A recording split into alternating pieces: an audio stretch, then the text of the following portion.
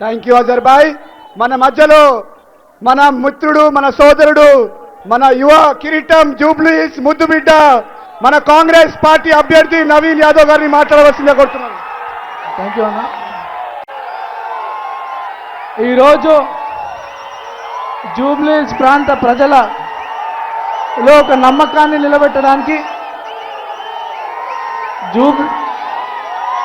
జూబ్లీస్ ప్రాంత ప్రజలకు నమ్మకం కల్పించడానికి, ఒక ధైర్యం కల్పించడానికి ఈ ప్రాంతానికి వచ్చినటువంటి మన అందరి ప్రియతమ నేత మన ముఖ్యమంత్రి అన్నకి రేవంత్ అన్నకి మనస్ఫూర్తిగా మనందరి తరఫున స్వాగతం పలుకుతూ, మరి ఈ బై ఎలక్షన్స్లో ఈ ప్రాంత ప్రజలందరూ కూడా ఒక స్థానిక నాయకత్వం కావాలా, మాకు గౌరవం ఇచ్చేటోళ్ళు కావాలా, మా కష్టాలు అర్థం చేసుకునేటోళ్ళు కావాలని చెప్పి ఒక బలమైన అభిప్రాయం మనలో ఉండే.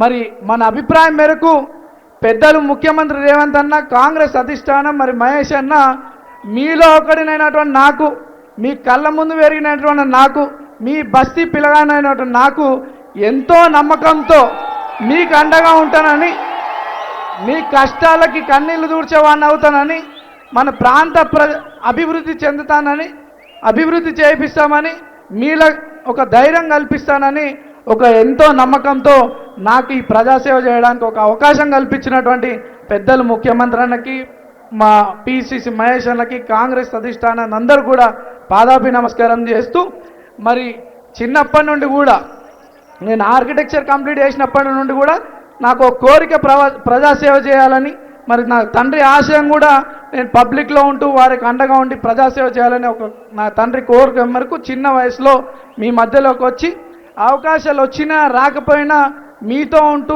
నాతో అయినటువంటి మీ సమస్యలు పరిష్కరిస్తూ మీ మధ్యలోనే ఉన్నా. మరి ఈరోజు నాకు 2014లో పోటీ చేసినప్పుడు మంచి మెజారిటీ ఇచ్చి ఆశీర్వదించినారు. 2018లో 2023లో నాకు అవకాశం రాకుండా చేసినటువంటి పార్టీ బీఆర్ఎస్ పార్టీ. అవకాశాలు రాకపోవడం అవన్నీ కామన్, కానీ అనేక తప్పుడు కేసులు పెట్టి నా జీవితం పాడు చేయాలని చూసినటువంటి పార్టీ బీఆర్ఎస్ పార్టీ. ఒక పక్క సమాజానికి ఉపయోగపడాలనుకున్నటువంటి యువకులని జీవితాలు పాడు చేసే క్రమంలో బీఆర్ఎస్ పార్టీ ఉంటే, ఇంకో పక్కన ఈరోజు సమాజానికి, పబ్లిక్కి, పేద ప్రజలకి అండగా ఉండే యువకులను ప్రోత్సహించాలనే ఉద్దేశంలో, ప్రోత్సహించాలనే ఒక బలమైన నిర్ణయంతో మన ముఖ్యమంత్రి గారు ఉండడం నేనే ఒక ఉదాహరణ అని చెప్పి ఈ సందర్భంగా తెలియజేస్తూ, ఎప్పుడైతే కాంగ్రెస్ పార్టీ మీ బిడ్డనైనటువంటి నాకు అవకాశం కల్పిస్తుందని చెప్పి బీఆర్ఎస్ వాళ్ళు అనేక ఆరోపణలు చేస్తూ వచ్చినారు. ఆ భయం వాళ్ళకి ఈరోజు కాదు, 2018 నుండే ఉండే. అప్పటి నుండే నాకు అవకాశం రాకుండా చేశారు. ఇప్పుడు పెద్దల ఆశీర్వాదంతో నాకు అవకాశం వస్తుంటే తప్పుడు ఆరోపణలు చేస్తూ ఉన్నారు. బీఆర్ఎస్ పార్టీ భారతీయ రాష్ట్ర సమితి కాక భయం రాష్ట్రీయ సమితికి ఏర్పడి మనందరినీ తప్పుదోవల పట్టించే ఆలోచనలు ఉన్నారు. కానీ ఎలక్షన్లు 5 ఏళ్ళకు ఒకసారి వస్తాయి. ఎందుకు? ఒక సరైన నాయకత్వం రావాలా, మన ప్రాంతం అభివృద్ధి చెందాలా, మన పిల్లల భవిష్యత్తు గురించి అని చెప్పి ఒక ఎలక్షన్ వస్తుంది, దానికి సరైన నిర్ణయం తీసుకోవాలి. గతంలో 3 సార్లు అవకాశం ఇచ్చిరు మీరు, మన ఏమైంది? మరి ఎక్కడైనా మన ప్రాంతం అభివృద్ధి చెందిందా? అభివృద్ధి దేవుడెరుగు, కానీ మన ప్రాంత ప్రజలకి గౌరవం ఉండేనా? ఎవరికి మర్యాద ఉండేది కాదు, సమస్య పైన స్పందించేటోళ్ళు కాదు. ఈరోజు రేవంత్ అన్న ఆదేశాలతో 3 మంత్రులు ఇక్కడ నిరంతరం కృషి చేస్తూ దాదాపు 150 కోట్ల రూపాయల డెవలప్మెంట్ యాక్టివిటీస్ చేయించారు మన బస్తీలలో, గల్లీలలో. ఏదో సింపతి గురించి ఆలోచించడం కాదు. ఈ ఎలక్షన్ అంటే మన జీవితాలతో ముడిపడినటువంటి విషయం, మన పిల్లల భవిష్యత్తుతో ముడిపడినటువంటి విషయం, మన ప్రాంత అభివృద్ధితో ముడిపడినటువంటి విషయం. సరైన నిర్ణయం తీసుకొని అభివృద్ధికి మీరు ఓటేయాలని, ఈరోజు మీ బస్తీ పిల్లగానిగా నాకు అవకాశం కల్పిస్తే, నన్ను ఏ రోజన్నా నన్ను ఒక నవీన్ యాదవ్ 20 ఏళ్లలో ఒకరిని బెదిరించింది విన్నరా? ఒక్క రూపాయి ఎక్స్ట్రాక్షన్ చేసింది ఎవరైనా విన్నరా? ఏ రోజైనా నేను నా జీవితంలో తప్పు చేయలే. ఈరోజు నన్ను రౌడీ గుండా అనుకుంటా మీ బిడ్డనైన నన్ను తప్పు నిందలు వేస్తారు. మరి ఏం జవాబిస్తారు వాళ్ళకి? ఏం జవాబిస్తారు?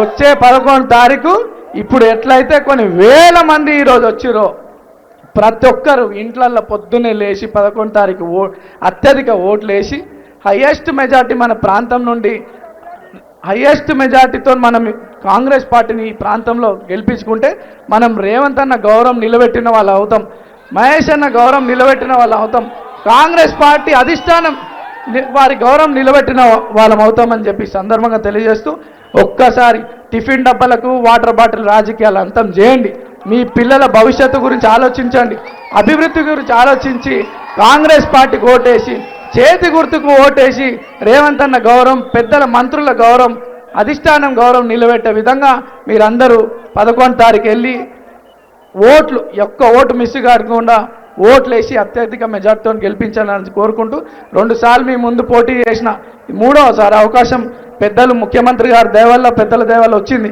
ఒక్కసారి నన్ను ఆశీర్వదించండి. ఇంకో 3 ఏళ్ళ సమయం ఉంది.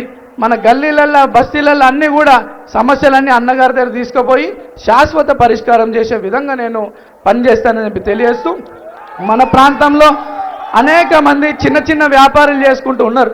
మెకానిక్ పనులు, ఆటో డ్రైవింగ్ పనులు, చిన్న చిన్న వ్యాపారాలు.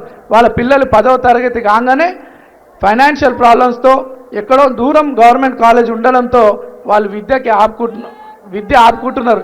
అటువంటి 10వ తరగతి మెరిట్ స్టూడెంట్స్ చాలామంది ఉన్నారు అన్న.